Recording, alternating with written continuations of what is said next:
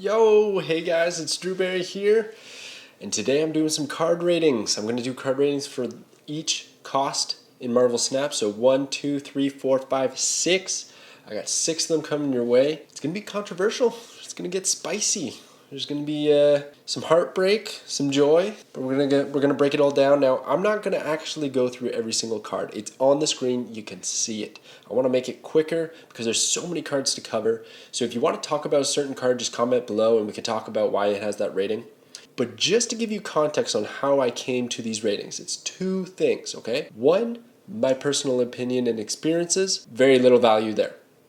2, snapfan.com. Go check it out. It's where you can upload all of your profile data just straight from Snap, and it's going to take all of your win rates from all of your collection and upload that data, mix it all together with everyone else, and it gives win rates on specific cards. So I took those, and particularly when that card is actually played in a game, and I looked at its win rate, and I kind of gave the star rating, and then I either increased it by a star or decreased it by a star based on my experiences. And here we have the ratings, okay? So I broke it up into each pool. So here on the screen, you're gonna see there's pool 1 that is collection level 0 to 214, all the starter cards that you get.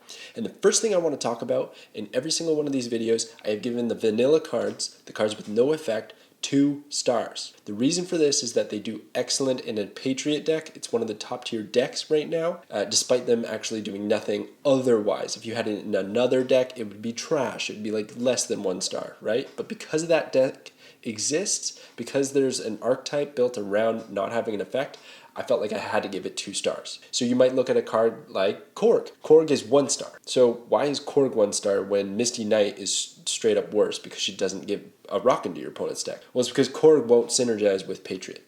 That's how I came to that decision, okay? Now, I'm just gonna go over some of the bigger players here. We got Nightcrawler. So Nightcrawler is a 5-star card. He's just so good. He's so flexible. You can move him around really freely. Usually he wins locations that you can't actually play a card at. So then you just straight up win that location and then you just try to win another and you probably win the game.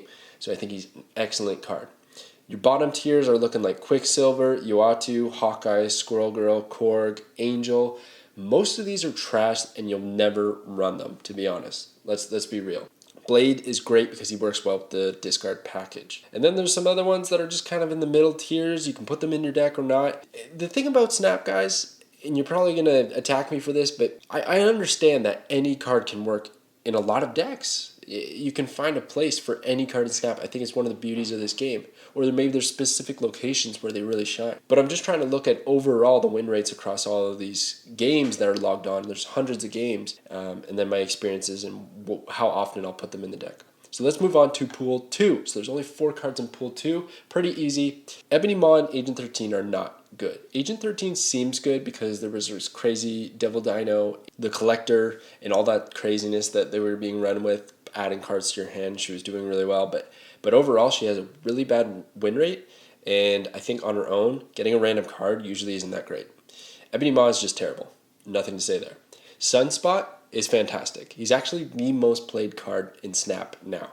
There was just recently a patch where Nakia was the most played card, and now it's Sunspot. I thought that was a bit surprising, but he's really good. You don't have to worry about your curve so much because you get bonus power if you just play like a 2 cost on your turn 3 or a 4 cost on your turn 6, something like that. You get bonus power passively. So he's a great card. Let's move on to Pool 3. So there's not too many 1-drops in Pool 3. I thought this was kind of surprising. You get a lot of your 1-drops early on in this game. And a few of these are really impactful, but not vital. So there's Human Torch. He's a 5-star card. He's fantastic in the move deck. Like, this is the only place that you want to play him, and he's cheap, and he's going to get to crazy power. I have a video where he gets to over 200 power. Like, Human Torch can get nuts, but he's not a vital part to a move deck. You can substitute him for like things like Vulture or Multiple Man, or just find different ways to make a move deck work. So really great card, but you don't necessarily need to get him. Very fun though. Quinjet, Zero, they work in certain archetypes, but I think they do what they do so well that they deserve 4 stars. And they're cheap. When a card really helps an archetype grow and it's cheap, then it's going to do well. Same with the Hood. Hood runs in Destroy decks, 1-drop decks, all kinds of stuff. Fantastic card. Getting that demon is really good, and it's adding a card to your hand for the collector, stuff like that. And then you can just destroy the hood if you need to later.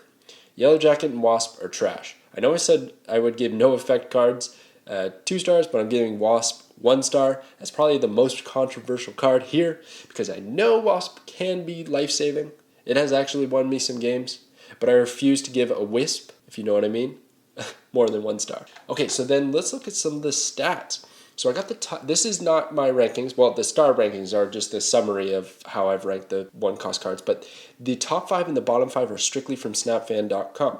So on the left, I have games played, and then on the right, the win rate for the over those course of those games. So the Hood, Blade, Iron Fist, Sunspot, Nightcrawler. Those are your top 5 1-drops. You can probably throw them in a lot of decks. Except for Blade and Iron Fist, they're specifically tied to their move and discard decks, respectively. Then your bottom 5 are Yellow Jacket, Uatu, Angel, Squirrel Girl, and Rocket Raccoon. No surprises there, except for maybe Rocket. I thought Rocket would be a little bit better than that, but if he whiffs, he's like a pretty dead card, not synergizing with anything. So I can see why he'd have a lower win rate. And you probably have a lot of early people playing that card, and they don't really know the deck, and then they're losing. So that might be affecting him. Squirrel Girl, I thought she's okay. She has some synergy with like 1-drop decks, destroy stuff, but she does take up a lot of space on the board. And you can't tell me those squirrels haven't lost you a game before, right? So she's number 4 on the bottom 5. So that's my 1-drops. I'm going to go through every single cost in Marvel Snap. Let me know what you agree with, disagree with. I want to hear it. I'm nervous to put this video out, but let's go. I'm ready for it. Okay, thanks for tuning in, and I'll catch you guys later.